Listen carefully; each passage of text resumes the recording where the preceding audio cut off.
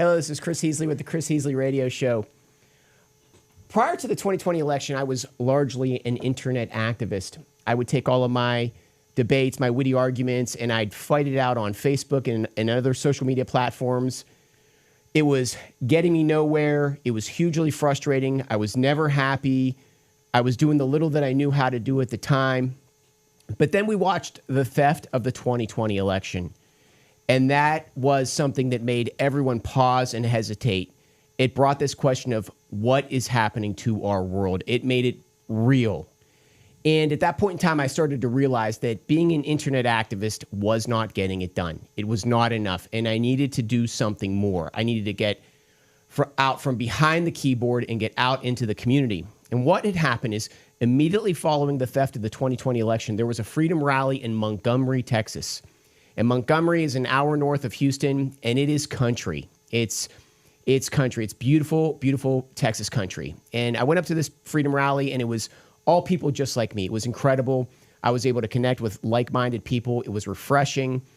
And they had a number of speakers, and the speakers were incredible. They were all saying the right thing, but there was one speaker that really hit home to me. It was a story that was amazing and incredible, and it made a difference in my life. And the speaker was a woman from Venezuela, and what she did is she told the story of Venezuela. And just to give you a short idea of what she said, Venezuela is a resource-rich, quality of lifestyle, wealthy, rich country. It's a country at one point in time that had an incredible standard of living.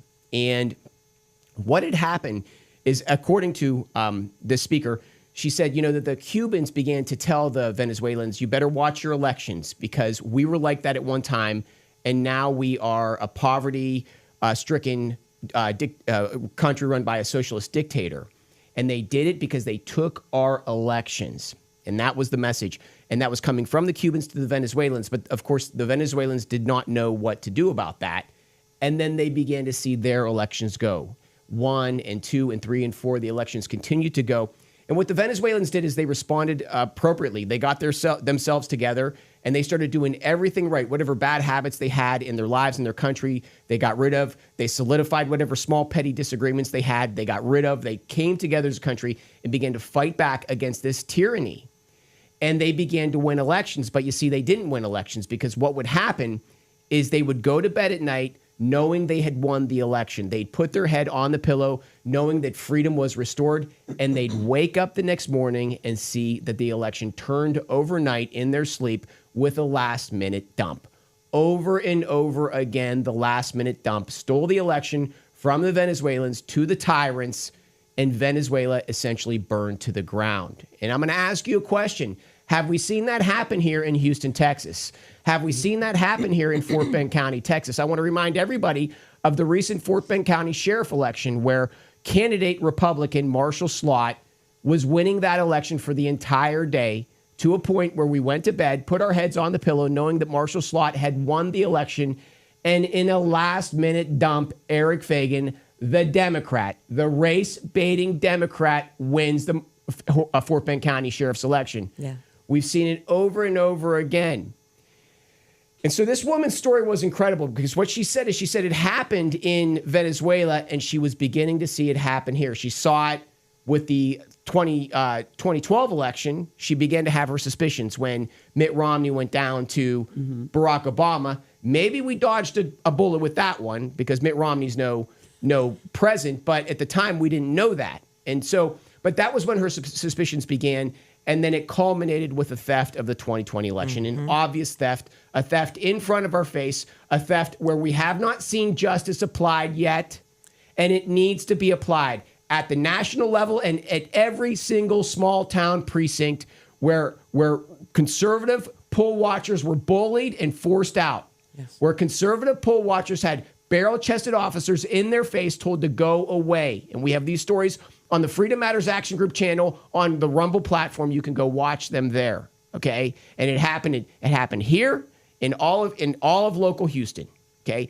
And when is that justice going to happen, right? That's the question. Because until that justice happens, until we prosecute justice entirely, our country is not safe. Right. But that story from that Venezuelan woman was incredible, and I'm very proud to say that I have that woman in my studio today, Carmen Maria Montiel, correct? Yes, Montiel. Yes. Thank you very Montiel, much, very Chris. good. I'm so Yeah. glad to be here with you today. I just want to say that what happened is I watched her speech and then I went to my car and it changed me. I went to my car and it was the pivotal event that took me from being an internet activist to being something more than that. And I opened up my phone and I started doing videos and I created a channel called The High Ground Patriot that culminated into this show on Radio DeBang.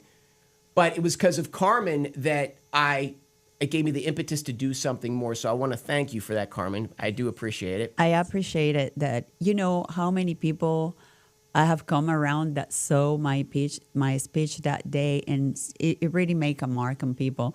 And even my niece on next door, people were talking, said, there was this woman from Venezuela talking, and it was amazing. And my niece go, that's my aunt. and that's the important thing of what we do. Yes. We might think we're not making headways, but we do with every person we make a mark on, and with every person that understand what my experience and what I'm saying. Well, I want to get into all that. I want to introduce Alexandria Butler, Hey. candidate for CD9. Yes. Carmen is candidate for CD18, correct? 18. Yes. Right. A special election this year is happening November 4th. November So we 4th. have a powerhouse in this room here today. People that are freedom fighters, ready to bring it for the right causes. Right. And we are no compromise. This is a no compromise show. No Freedom fear, or no bust. favor, We're no coming all the way. compromise. But I really think that we can learn a lot from your experience in Venezuela. Can you tell us a little bit about it? How did you, because as I understand it, this started in the 1970s when you were a child and you essentially saw the destruction of your country. But before we get into that, tell me about what Venezuela was before the commie left took it over. It was the land of opportunity. Venezuela still is rich underground. Oil, gold, minerals, water. We have so much water. We have coltan. You understand that only few countries in the world have coltan, and you cannot make this without coltan. And the thing is, it fell in the hands of the communists. And like you said, the communists, even in the desert, they run out of sand because they mismanage everything, they steal everything, and they end up having to join crime. Venezuela was the land of opportunity because it was so rich. Everybody wants to move to Venezuela. We have big lumps of immigrants, legal immigrants from all over the world. And people that went to work for oil from all over the world went there and actually stayed there. They have no reason to want to go back to the countries because it was a promised land. It was the land of freedom, and it was so safe.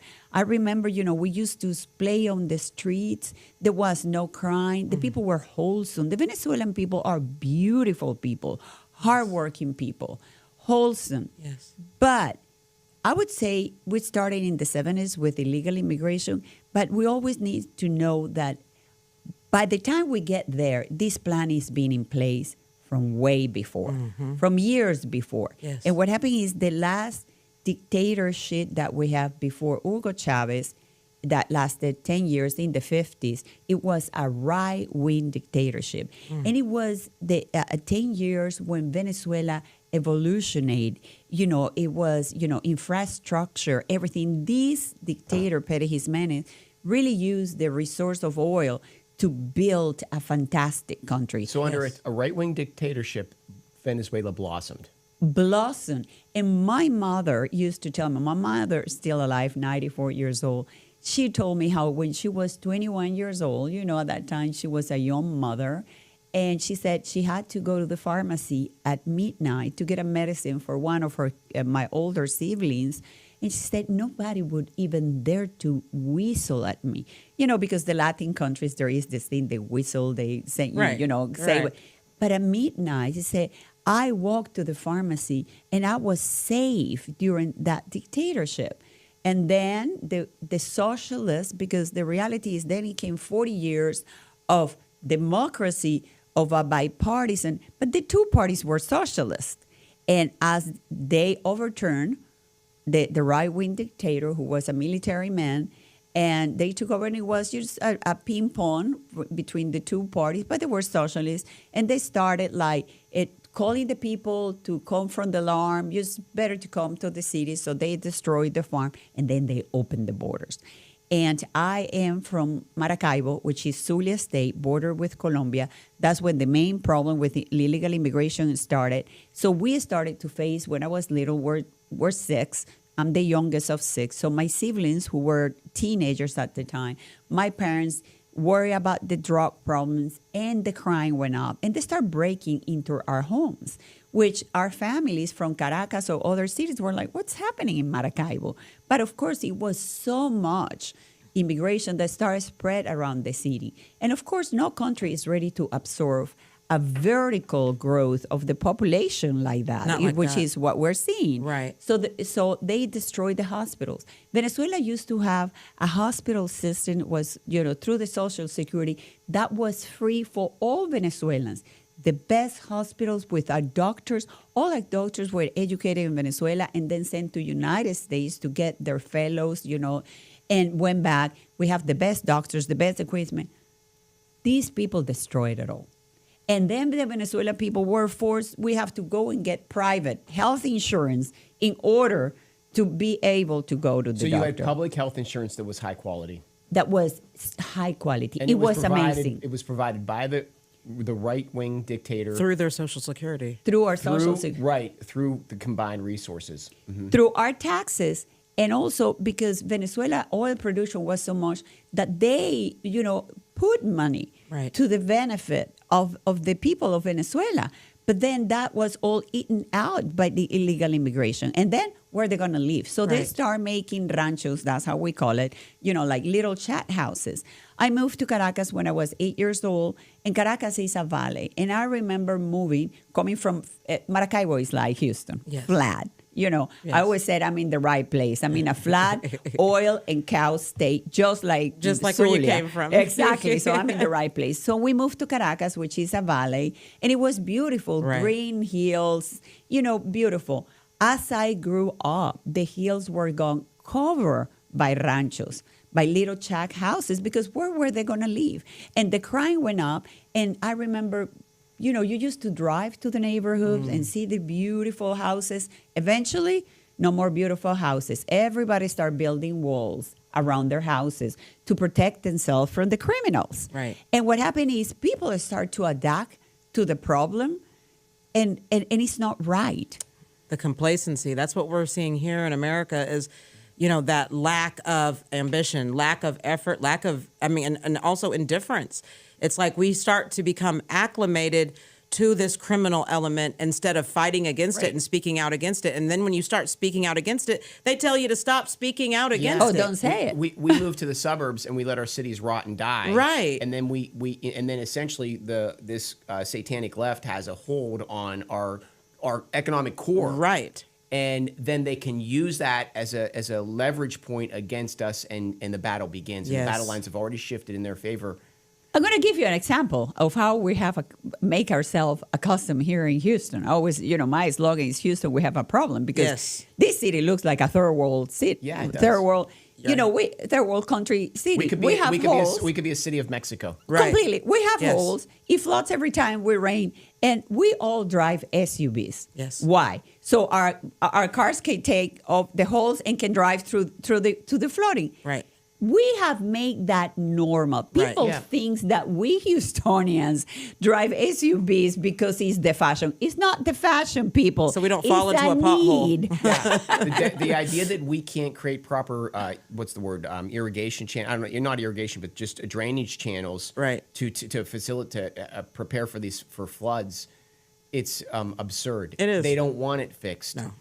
Billions Yeah. of federal money have been allocated to the city of Houston and Harris County exactly to fix that problem. Right. And where is the money? Right. Where is it? They're spending it on other junk. What is the name of the right-wing dictator that you're referring to who was there before Hugo Chavez? Perez Jimenez. Okay, so one more time, please. Perez Jimenez. Perez Jimenez. Okay, how did the media treat him?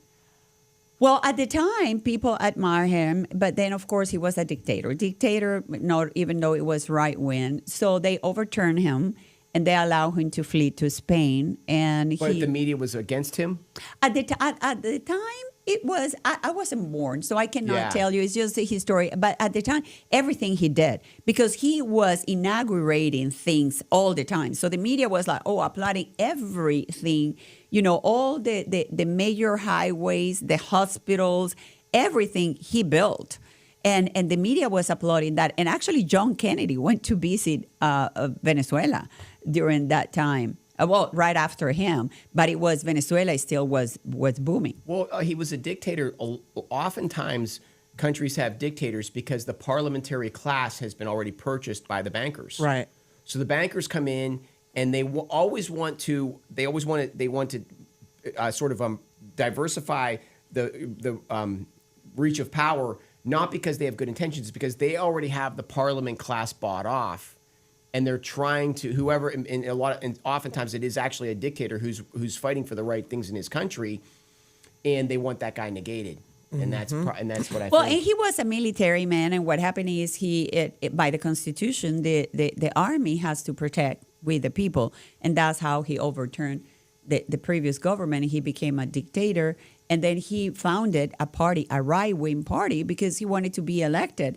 But the socialists that overturned him just make everything to go against him. So that's then overturned him, and he fled the country. And by the time he died, even people were realizing the damage these years of bipartisan socialist parties were done. And I remember I had an interview in the 80s, like, would you pardon Pere Jimenez? And I said, all I know about him in history is he built everything. Yeah. Pardon him after he built everything in He your built country. everything, Has so- anything ever been like really Nothing after maintained nothing. or built after Jimenez? And let me tell you, it was maintained with these two. So, and with Chavez, not even maintained. Things are falling apart today in Venezuela. I want to talk about that. Two quick questions. Number one, what country did he flee to? Paris, Jimenez? He went to Spain. Spain. And how long afterwards did he die? I think he died around the 90s. Because and a lot he of was times these overthrown in guys the die 50s. suddenly and die Right. early. No. He lived a long life. Okay, good. Yes. All right, because a lot of times they do all of a sudden die suddenly early Yeah. because they don't want them Right. coming back. But okay, let's talk about immigration in Venezuela. Again, when you were a child, Venezuela was an incredible country, and largely immigration was used against it. Talk about what you saw. How did that happen? Being in Maracaibo was the border. It started through Colombia, and it was mostly Colombia, Ecuadorians, Peruvian. They just opened the border, and as soon as they came, Who opened the drugs. border, if I may ask? The government. It was just like Biden After the the last 4 socialists- years. After the minute socialists Paris took over? Jimenez was gone. They opened the border. Because we're talking the 70s. Pere Jimenez was overturned in 1958. So And now shortly we're after that. talking 70s. And now there is this influx of illegal immigrants. And suddenly they were taking, just like we see here, the maid jobs, all the jobs. Right. And I remember because, it was something that was happening. You become accustomed because we all become accustomed. And I remember we had a maid that was from Colombia, and she wanted to go back. And my mom was just pleading with her. It was like, don't go back. You're going to get raped. Because same thing. Right. Whenever these people, go across the border in these situations, they're risking their life. They're getting raped. Right. All of these things happening. It's drug problems. It was the same thing. So for me, it's like living this horror movie all over again. It's just like Groundhog Day movie. you Right. know? What you're seeing here. Where he It's like, wakes yes. up, it's the same thing It's the every same single thing. day. I used to say I come from the future. I said, I can tell you how this is going to end if we Right. don't do something. Right. But now I feel like I'm in Groundhog Day movie. Like every day I wake up and I say, I already lived this. I already went through this. And it's happening everything. It's the manual.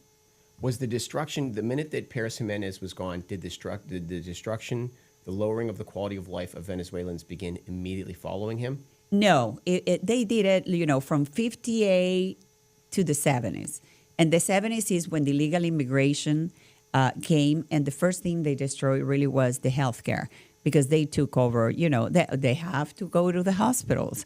And immediately was the healthcare Yes. and crime. right away. And drugs. Right. Drugs became a major problem in Venezuela. Right.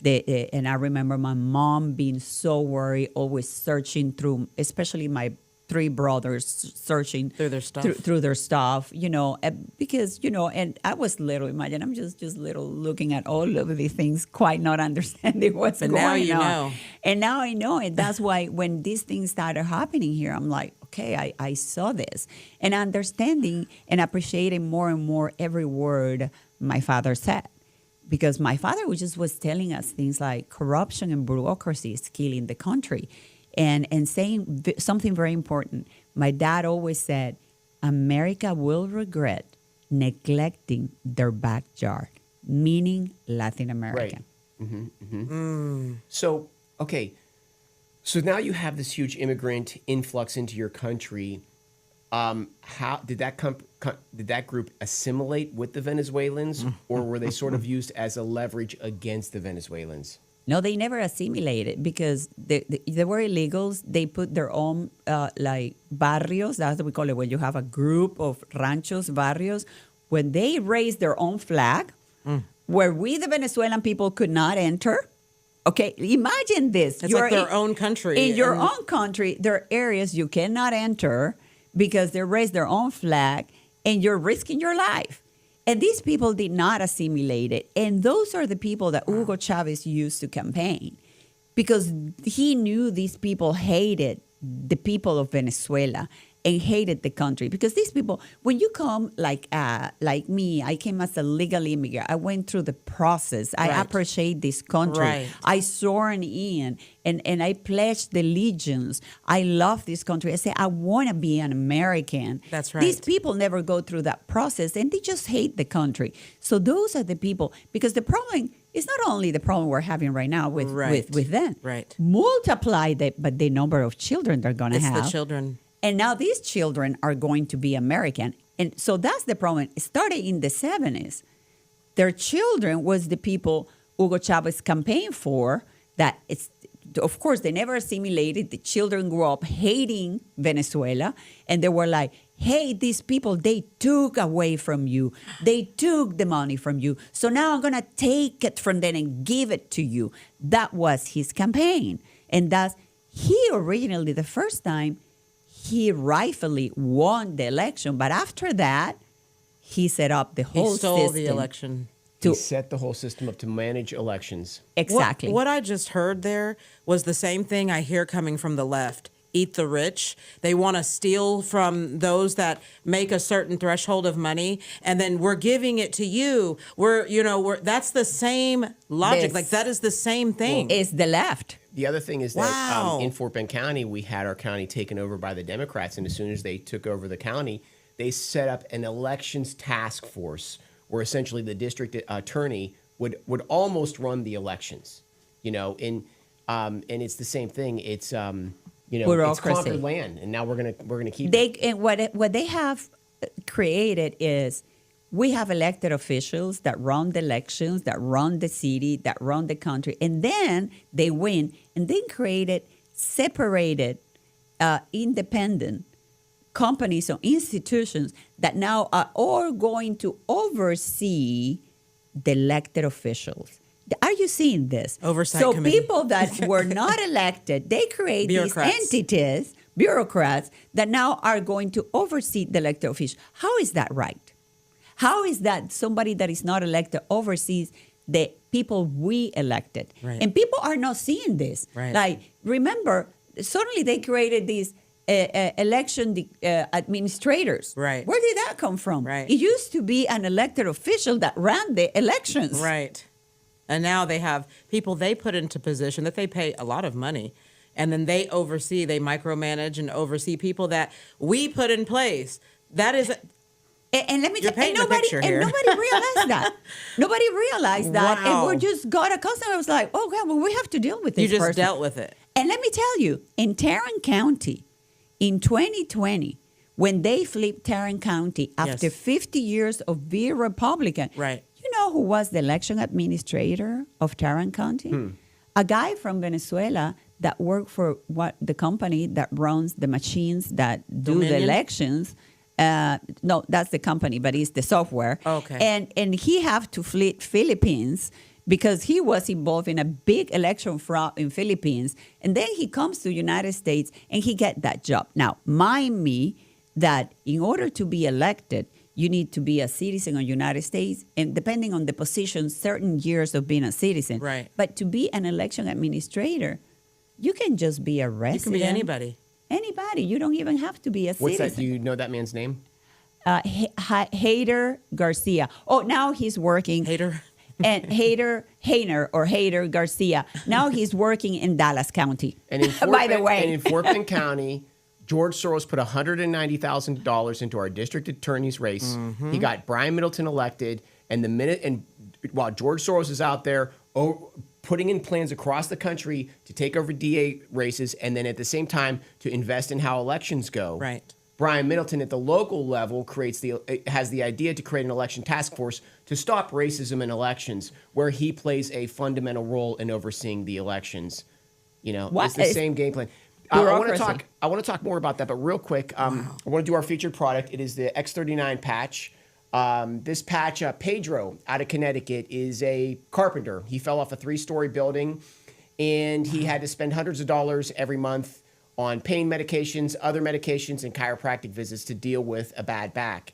He began the X39 patch, and within a short time, his back healed up. He does not need to see chiropractors anymore. He does not need the pain medications. Wow. And he's even now, his back has healed, and he's even now lifting weights. He has a rigorous weightlifting schedule, puts weight on the back. That's the patch, X39 patch.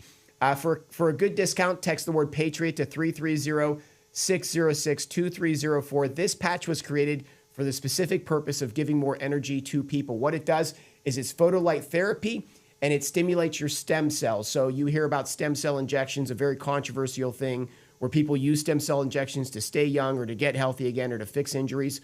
This is the same concept, but it's all natural. So it's no injections, nothing from an aborted fetus or anything of that sort. This is reinvigorating your own stem cells. It's the X39 patch. Text the word Patriot to 330-606-2304. And with that being said, okay, so let's talk about when I saw you speak that day. You said that you began to recognize it in our elections. Okay, so now you have Hugo Chavez has essentially taken over elections at the local level. Talk about what happened after that. So he rightfully won in 1998 because people were tired of this bipartisan, system. But people never realized that the two parties were socialists. To this day, when I say it, the Venezuelans look at me like, what are you talking about? But, it's ignorance because it was forbidden to talk about ideology. And that's a problem. We need to talk about ideology. Yes, we do. This thing that, let's not talk about it. No. We need to talk about ideology. It's very important. So he won, and he started right away to go completely to the left. People were aggravated. He changed the Constitution. First thing in order, change completely the Constitution. But in order to make it legal, he said, well, here's the new Constitution, and that's how it started. We're going to put it for the people to vote for it. And already he manipulated those elections, and very little people went to vote for it. So he passed his lefty Constitution when we used to have a Congress and a Senate, and he created the Assembly. And the Assembly, just one chamber, is the left system, just one chamber. So he changed the Constitution, first thing in order. The country started going bad, and he came with, well, no worries, because in the new Constitution, we went from 5 years that he could be president to 6 years, and now he could get reelected constantly. In the original Constitution, you were president for 5 years, you have to step down for 10 years in order if you wanted to be reelected again. That's fair. But now 6 years and reelection whenever he wants. Well, like the Democrats, once they got power, once they stole the 2020 election, they were putting on the table to vote for elections to be overseen at the federal level. Right. Remember that? Never Yes. do that. Never do that. I'm completely against that. So what he did, but he put in his Constitution that he could be recalled. And he said, well, but no worries. If you don't like me, just recall me. So there he throws the referendum. But you could lose your life. He throws the referendum, but he already have the system in place, the software, Right. and to manipulate the elections, and that was 2004. And by 2002, he was turned down by the people. The people took him down. Right. But the people that took over him were so bad that within 2 days, actually, the army went and put him back on. It's been such a complete mess. So in 2004, the exit polls are saying that 75% of the people are for the referendum, for him to go away. And like I said that day that you met me, we went to bed happy, saying, Get him out of there. We won, he is out. We go to bed, we wake up next day, and you know what? He's your president. 70% of the people said that they wanted to keep him. They flip the results. And after that, every election is being the same. Wow. That's what we're experiencing here in America now. Was there any opposition to him in the military? At the beginning, and that's when he was overturned in 2002, but then he knew right away that he have to we call it water their hand, mojarle la mano a los militares, to the army in order to put them on their side. And we call that's that greasing the palm. Greasing the palm. Yeah. And let me tell you, these people, especially we have more generals in Venezuela than we have in the United States, and condecorated generals. Right. And we have never gone to war. It's actually kind of like a joke. It's Right. like a comic book. So the military can be bought because they're not accustomed to war. They've never really been on the ground, boots on the ground anywhere. and they live like kings. And they're making businesses. They have access to business. So in order to have a coup, because that's how you would have to take down a person like that, you would have to completely buy out their military. And right now they bought them out. And that's why, I think that President Trump, what he's doing, he's looking like when he was in his first term, Yes. he put a prize to Maduro's heads for $15 million and to Cabello and the others that are around Maduro Right. for $10 million. Then as soon as he took office, he raised it to $25 million. I think he's trying to incitate something. Right. And then last week he raised it to $50 million plus the others. If you put them all together, it's almost $100 million. Right, that's a lot of money. And I think Trump is trying to incitate, like, hey, come on. He's trying to get the military. He put a price on their heads? Yeah. Oh, yes. He put charges, criminal charges. President Trump did. Yes, because remember, Tren de Aragua was declared a guerrilla group, and Cartel de los Soles, which all of them, Maduro's, all of them are part of it, also a guerrilla group. But even back when he was president the first time, he put charges because they were part of Cartel de los Soles and bringing drugs to United States. Right. And that's when he originally put $50 million to Maduro and $10 million to Cabello, $10 million to Padrino, and some of the others that are around, the regime, important in the regime. So were they sending the Tren de Aragua? They were sending those gang members here into America during that, when our borders were open? Because there was a lot of people that were affected by That's this. when they took came, over, thanks to Biden. They took over apartment complexes here in our country. They were taking over our country. Well, because they were, let me tell you, they were in jail, but in jail that they could come in and out. So when Biden opened the border, Maduro told them, gave them money and said, okay, here, you're free. You need to go to United States. And it was a very orchestrated thing. It felt like it was. It felt like an invasion, like we were getting ready to go to war, because these were all like army-age men. There was not very many women and children with them. It was so many men coming across our border. I'm watching it. I even posted on Facebook. I said, it looks like we're being invaded for war. And it was completely planned.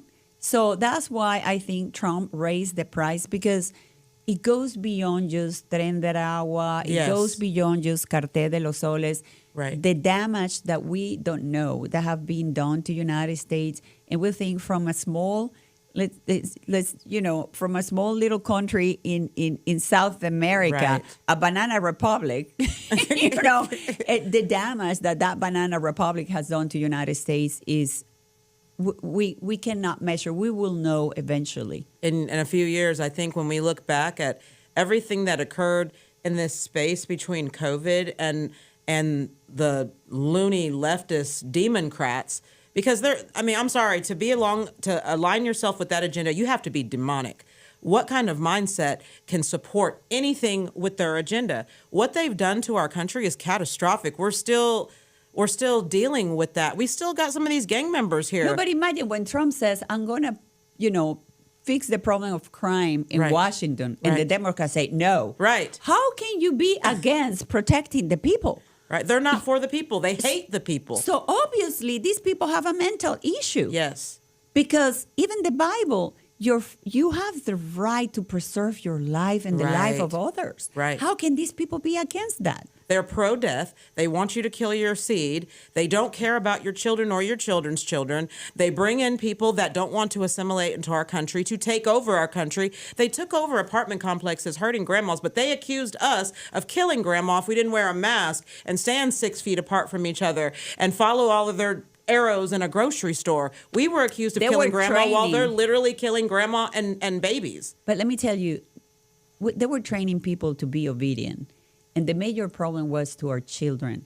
Because while we grew up free Yes. and we love freedom, Yes. our children were trained to obey. They were. They were. And I see it in my children, because it's right to obey certain things, Yes. but they were trained to obey stupid things Right. that are not for freedom. Right. And this was in a plan that generation is already trained, while we are the ones fighting back. See, the Bible says to train a child up in the way they should go. And so they start off young when they're getting their education, and they start indoctrinating them right then. Stand in a line, follow this, do Put the this. mask. Yes, the mask. Put the mask. I remember when I didn't want to wear the mask anymore, and I was like, I'm going to wear it. And my kids were like, come on, Mom, why are you not going to wear the mask? Right. And I said, I'm not going to wear it. So, Mom, please. I was like, stop it. Right. I'm not wearing it. Right. We didn't wear it either. When I boarded a plane, TSA didn't want to let me in, so I just put a bandana on like I was a bank robber. We went through all things. Let me tell you how bad the Trinidad problem is. I have a friend. She's a journalist. She lives in Are New they York. out of Venezuela? Are they Venezuelan gang? They were created by Nicolas Maduro. Yes. Created Created. by So that's- Nicolas and Trump Maduro. literally has $1 on Nicolas Maduro's head Oh, or yeah. on his imprisonment. 50 million, and Pam Bondi ordered his arrest. And after that, you saw all those ships are parked in front of Venezuela. After Pam Bondi came and raised the bounty Yes. We have on US his ships head. outside their ports. Oh, yeah, they're right. We're in front of surrounded. Venezuela. We've surrounded Yeah. him. He cannot leave that country. They're surrounded. I'm going to show you the picture. Let As me soon look as for he the picture. hits international waters or anything like that, he's out. They He's are, done. Yeah, I'm going to show you the And picture. it's not just him. Like she said, there's a few others. I was reading about this because what I was not understanding is, what that was for. Now I'm understanding, what's going on and the connection. This Tren de Aragua thing, it's very serious. It's very serious. I'm going to it's- tell you how serious it is. In New York, I have a friend, she's a journalist. I'm looking for the picture, see if I found it. In New York, after 10 p.m., you cannot go on the metro. No. Tren de Aragua owns the metro. Yes. And there are women that belong to Tren de Aragua. Yes. And they're prostitutes. Yes. And they're there with things in their arms with the flag of Venezuela. Imagine how embarrassing. And they have condoms hanging up because they are right there in the subway having sex with the men, and the condoms are $5. So the whole fee, and you cannot say anything. And my friend, who is a journalist, she was going to record it, and then the Tren de Aragua man, the pimps, came and told her in the ear and said, you take a picture or you do anything, I will kill you. Oh. Okay? And they will. And people don't know. So they're all over the nation. And New York is a mess. Yes. They really took over. And have you heard, by the way, Yes. I'm going to tell you, have you heard the sounds of the motorcycles now that we never heard before? Right. Like this, like, Yes. we never heard this before in the United States. Right. That's them. It is them. It is then. They've taken over Aurora, Colorado. They've taken over all these like liberal strongholds we see all over. You can guarantee Tren de Aragua is there. And it used to be that MS-13 was like our biggest problem, but these Venezuelan gangs have literally like they're overtaking like Jalisco cartels and all of that. And let me tell you something. In order for these individuals to be accepted into these groups, these cartels and things like that, they have to kill their family member. And it's kind of gory a little bit. They not only have to kill a family member, they also have to eat the beating heart of this family member after they've taken their life. They have to make them cold, immediately cold, so that they will be able to, when they threaten a life, they have to know that they will carry out that threat. Yeah, it's a promise. It's not a threat. It's a promise. It's I'm trying. Somebody sent me the picture. Well, okay, and in these cities too, their Second Amendment. The Second Amendment has been nullified. Yes. So if you go into New York with a gun, you can't protect yourself. You can't protect yourself. Oh, but have you seen the arms of Tren de Aragua? God, they're armed to the teeth. You know, they have arsenals. Arsenals, and you say, how these people just came here illegally and they have all these arms? How long is this going to last? I mean, Trump's in office now. You know, the ships, U.S. destroyers are outside of Venezuela. How long can this continue? Well, they need to take him down soon, and I don't think we don't know when it's going to happen because, like we always say in Spanish, "Guerra avisada no mata soldado." You know, if you warn about war, you know you will never kill a soldier, and it's going to happen. How long it's going to take, we don't know. But I know Trump, President Trump, because he knows the damage, the damage that been done to this country, not only with Tren de Aragua. With the drugs, with stealing the elections because we're part of it. Right. It's been a something that it will take us years to recuperate, and God knows if we will ever recuperate. And the psychological damage and the and like I told everything. you, these people, how they're going to multiply. Yes. We're not going to be able to get all of these. They say it's over 20 million people that got here to get them back, and they're going to have kids that by the Constitution, because there is, like we say, a misinterpretation of the 14th Amendment. They're Americans. Right. Wow. So basically, when they were saying new normal, this is what they were meaning, huh? Okay, let's talk about that. In Venezuela, did they also do the same thing with the 14th Amendment where they misinterpret it so that if the women can come here, have a baby, and then the whole family gets citizenship? Did they do that in Venezuela? In Venezuela, there is birthright, yes. Birthright citizenship. Yes, birthright citizenship. It was not like here that it was the 14th Amendment. It was within the Constitution because what happened in Venezuela is when Simón Bolívar liberated Venezuela, the slaves were liberated at the time. So actually in Venezuela, we liberated the slave before United States. Right. So that was never an issue. But the problem, because it became later, and our Constitution was very similar to the American Constitution, we have birthright. But with you analyze many countries, even in Latin America, many countries don't give you birthright. No, they don't. And that's why we need to fix that, because even if you're here temporarily working on a visa, that doesn't mean that your child born here in other countries, the child born there, have birthright. We have to be specific about the language. It's very important that we do that because we keep seeing the left distorting the language, changing what it means, changing definitions of words. Even in Webster's dictionary, they will change a definition so that something can mean something else. So when you look at the Constitution, now they've modernized it and it applies to this right now. And it's not. And give it to a lawyer to twist the words. Oh, yeah, absolutely. So we have got to be very exact because they do this all the time so they can take advantage of us and well-meaning people that write legislature, you know? We saw it with the VOCA stuff, Chris. I mean, they changed something that was supposed to be a good thing, and now they're using it for the woke left. When the woke starts interpreting the Bible, the Constitution, all of that, you're going to get a whole mess. And that's what's happening right now. The battle lines start at the beginning with the use of words and language. Right. And the left, what they do is they encroach on your language by creating the lines, the battle lines of things you can and cannot say. Right. And then they've already got the ball on their side, on your side of the field. Okay, so you mentioned the name Simón Bolívar. Can you tell us about him? First of all, was he Venezuelan? Yes. He was the son of Spaniards. South America. We were colonized by the Spaniards. So he was what was called a criollo, a Creole, because he was the son of Spaniards born in Venezuela. And so he grew up. And, What year? Oh, God, you're now... Roughly 1800s, 1700s? 1800s, because in the 1800s, that's when he freed Venezuela. And now you're testing my history research. knowledge. And he grew up and he decided to free Venezuela from the Spaniards.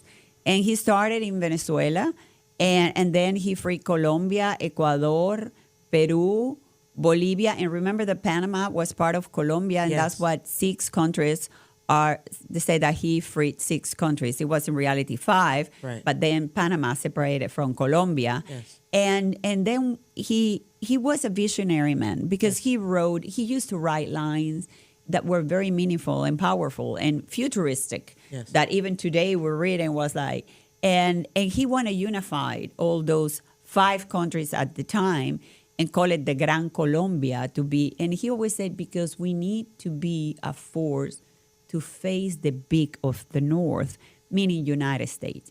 He knew United States was going to be a power in the world. Right. But of course, he then named himself emperor, and then everybody started going against him. Everything got separated, and La Gran Colombia did not survive. And then we were back to be the 5 countries. And then with the Panama Canal, that's when they separated Right. Panama from Colombia. Teddy Roosevelt did that. Yes, and that's how the whole story goes. And there are, there are people that are still, say, well, love him because he freed, our countries from Spain. But there are some people that are detractors and say he has, certain interests. And you know how a story goes. There are people pro and detractors. So we will, we just need to go back in time and really see the truth of the whole thing. Today, Hugo Chavez used and abused his name.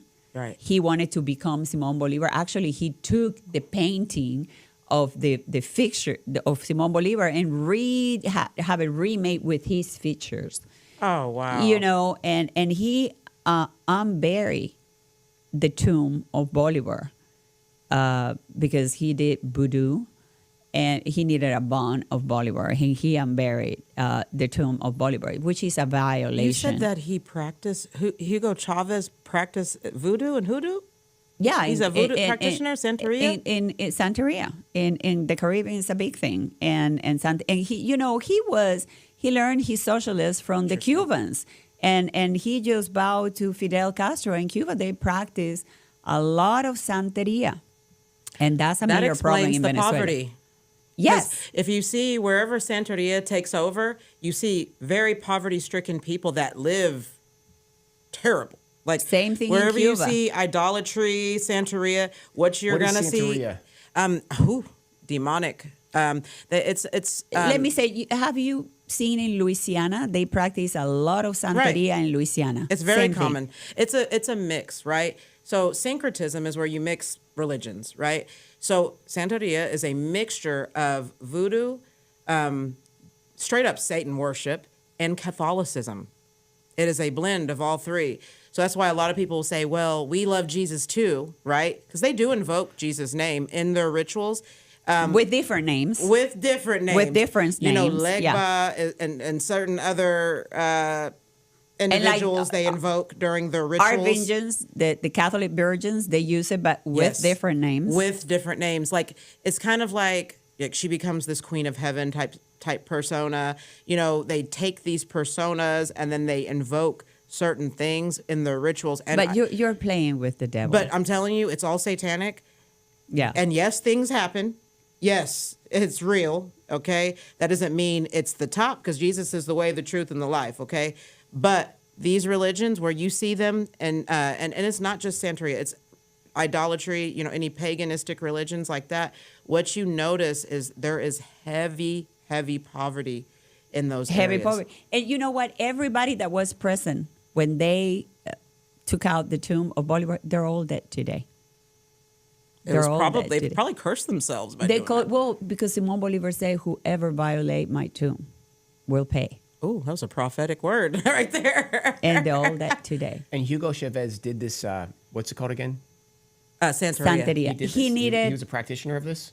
Yes, because he went to Cuba. And, well, in Venezuela, there's been always like Right, because there's in an the element. Caribbean, And there that whole area, Santeria, is It like is- it's it's a big very thing. popular, and there's a lot of blending of religion in these regions in There- the Caribbean and all that. It's very and then he common. went to Cuba, which Fidel made big use of that. Fidel Castro, and what people have said is that he did that because he needed a bond from Bolivar to do some ritual, so he wanted to be. So he like exhumes this. his So body. he exhumes his body. He needed a bond to do something with the Santeria, but he died. They all died right away, and that's what it's so evil. But you realize how evil everything in the left is. They are willing to go that far to practice things that dark. But see, Hugo was open about his beliefs, you know? Oh, 'Cause, and- I mean, I and- think everybody kind of knew he was into some stuff that wasn't Oh, Jesus. well, he talks so bad about the Catholic Church. Right. But whenever he needed, it was the typical hypocrite. Right. Whenever he needed, oh, please, God. Oh, no, the church. The left does that. And then he will, trash the church and trash God. The typical lefty hypocrite. Whatever is good for me today, I will use it because it's what I'm going to give to the people. But that's how bad it is. See, he did that openly, but the left, oftentimes, they'll try to say they're Christian. You'll even see Kamala and all these people at churches, right? But the things they do, like what Hugo's doing, they do that stuff in secret. Like these little rituals that they have where they invoke demonic presences and things like that. I'm going to mention a name, Alex Jones. He went to Bohemian Grove and exposed these types of rituals that they do in secret, where they call upon demonic gods and things of that nature to try to steal the soul of our nation. So that's what it sounds like That's what Hugo he was did. When doing. he first did that, everybody was like, why is he doing that? That's a sacrilege that he's taking our hero's body out. And then somebody that knows about it said, well, about Santeria, say this is the reason why. And he did it. Well, I just want to say, think about the torture that the Venezuelan people went through. Oof. I mean, they were essentially rendered defenseless. They Right. had this cartel come in. What was the name of the cartel? The trade.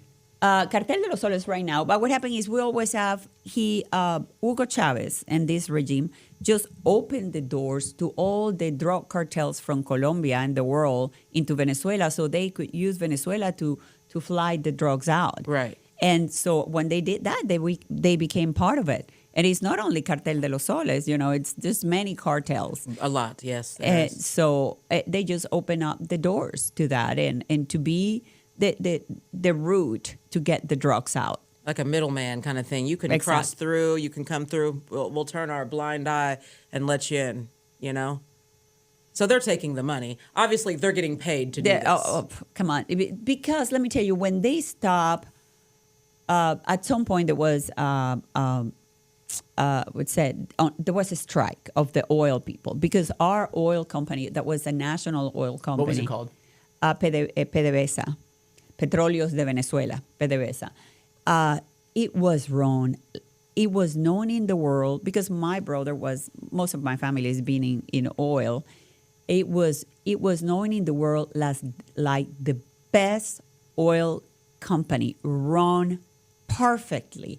And when our people in Venezuela graduated and went to work for PDVSA paid for these people to go around the world to get masters and PhDs, highly educated, run perfectly. So in 2002, when they overturned him, one of the things that happened was PDVSA, the workers of PDVSA went on strike and said, we're against you. We need you down. And they went on strike. And he said, well, heck with it.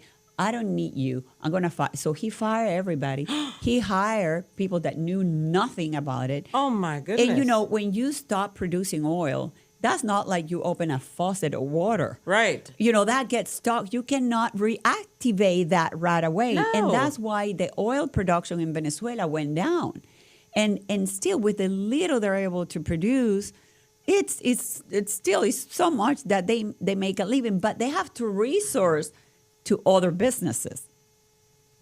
Crime, drugs, Right. Not anymore because they stopped the production. And let me tell you, people, because I'm still involved with a lot of people that is in oil, said Venezuela, we're number one in resources, and they tell me, and there's still areas that they know, they said that they're still studying, that they know there might be oil. So we are not done with saying how much oil Venezuela has. Actually has, right. Okay, what about today? Maduro is, I would say, somewhat pigeonholed, I think. The left is now in defense. It's no longer on offense across the world. What is this? What's things looking like in Venezuela today? Oh, Is there hope on the horizon? Oh, now people is hopeful. Now that all these ships are parked in front of Venezuela, safer. and they know there is a bounty and an order to arrest Right. Maduro. Right. People are hopeful, and that's why I think something's going to happen. I don't think that our President Trump, will get this far to do nothing. Oh, no, He's not a him. charlatan like He's- many people like to portray him. Right. He's the, not. He's the best president of my lifetime. I mean, I've lived during Reagan. I love Reagan. One of my favorite memories is tear that wall down, right? But Trump, man, he has surpassed. And Ronald what he Reagan, in my says, he opinion. gets done. Yeah, he does. Yeah. He's a man of his word. Yeah. You know, promises made. So the quality of promises life kept. isn't necessarily like totally returned, but there's hope on the horizon. There is hope, but no return. There are clusters of areas in Venezuela and groups of people that live in a bubble because their business is still needed in Venezuela, and even if they're not involved with the regime, their business are needed, and they live a okay life. And still people tell me, oh, the restaurants in Venezuela, everything is all good. But the majority of the people are suffering. The majority of the people are having hard time feeding their families. The crime have gone down because the criminals moved to United States. Goodness, Lord. That's the thing. They're here now. Well, ladies, it was a great hour. I Wow. just want to finish up. Carmen, tell us about the state of your campaign and just tell us where we can learn more about you. Well, my election is this November 4th. It's a special election, November 4th for District 18. As you know, this district changed after the 2020 census. It's 45% Latino. 20% of the area used to belong to District 2, which is a Republican district. So going again with what we're talking about, stalling election, it is impossible that Sheila Jackson Lee and Sylvester Turner got 70% as they used to in the elections here. But we all know what happened. But we have the opportunity now in this election to change that. I'm going second in the polls, and those are Democratic polls, and they still say I'm going second. So all I Yes. need is your help. I need for donate whatever you can. Please sign up for volunteers because we need to get to as much doors as we can. My website is carmen4congress.com. Visit us. Follow me in X, Instagram, everywhere is Carmen4 Congress. We're going to have this happening this 4th of November. Remember, this 4th of November, there is 17 constitutional amendments, Texas constitutional amendments in the ballot, conservative Yes. constitutional amendments. Yes. So there is one more reason for you to go to vote because that's going to be Yes. great for Texas and for our economy. So follow me. Let's make a difference. Once I win for this year, I'm going to get to work for the benefit. You know, the reality is this district is in the city of Houston. Houston, we have a problem. Come on, look at Yes, this city. yes. We look like a I I mean, third can you world imagine country with city. everything that you've experienced in your life story of watching the left destroy your homeland, your quality of life, your people, your country, everything of that sort, and then we set you loose in the United States Congress to restore things to order. Yeah, it would we need be, you. It would be an incredible thing. We need you. Yes, because, and let me tell you, is not only Trump, he does as much as he can, Yes. but he needs more of us Right. That in will, Congress. That will submit to and the in plan. Senate. you know? And people that are going to get there and be in the America First agenda, Yes. not betraying our values. Right. And when people say, why America is first? Because sometimes they say, don't you take care of your family first? Yes. Family Because I do. first. And so the same way I take care of my children first, I Yes. take care of my country first. That's right. Amen. Yeah.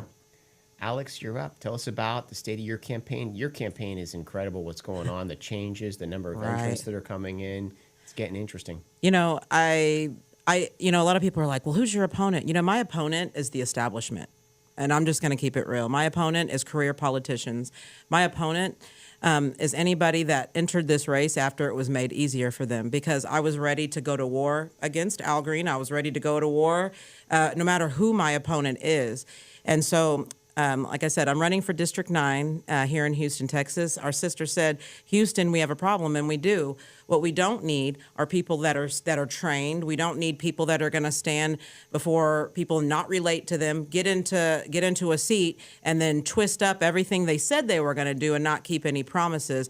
And you know, right now, what we're dealing with are establishment Republicans who have seen that now the District 9 is plus 24, but they didn't care about the problems before. The dumpster fire's been going on. Everybody's been watching. Al Green went uncontested. Everybody was saying, don't run. It's a lost cause. It's a Democrat stronghold. Now we're redistricted. Now we're plus, I think it's plus 15 Republican now, according to the new maps.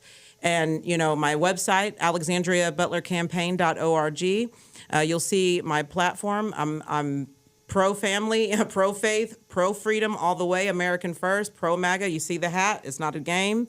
I'm not afraid to say it. I'm not afraid to stand for what I believe in, and we don't believe in fear, we don't believe in favor, and we don't believe in compromise.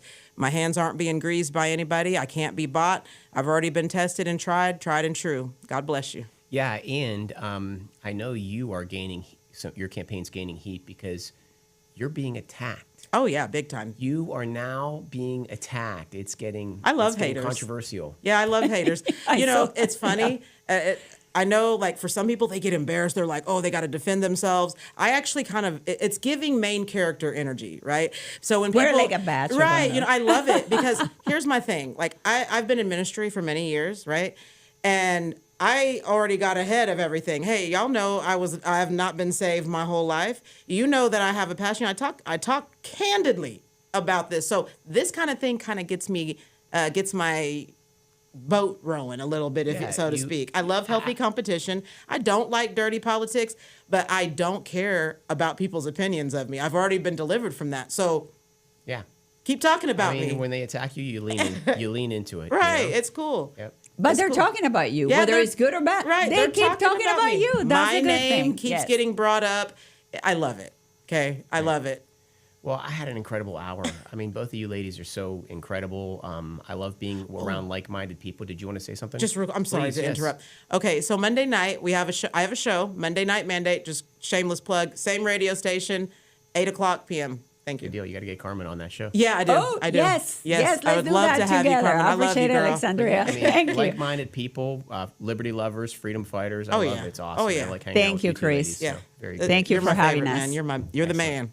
All right, guys. See you next time. Oh, Tuesday night we will be doing a show. Tuesday night it'll be about weather modification in the state of Texas. Ooh, I want to go. Yeah. Please come. Yes. So we'll see you guys Tuesday, and have a great week.